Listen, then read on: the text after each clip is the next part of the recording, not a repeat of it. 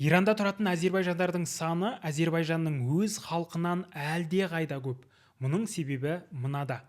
1501-1736 жылдардың арасында қазіргі Иран, Әзербайжан, Кавказ аймағы сефевидтер династиясының құрамына енген.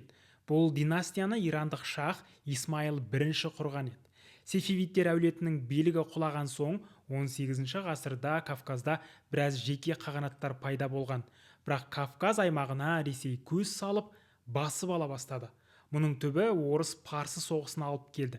Екі тарап 19 ғасырда екі рет соғысып, екеуінде де Иран, Кавказ бен Каспий маңайындағы жерлерді Ресейге беруге мәжбүр болды.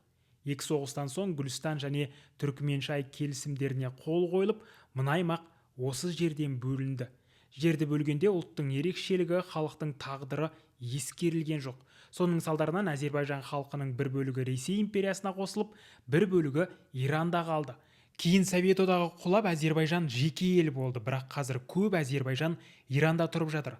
Міне Иранда Батыс Әзербайжан және Шығыс Әзербайжан деген провинциялар бар.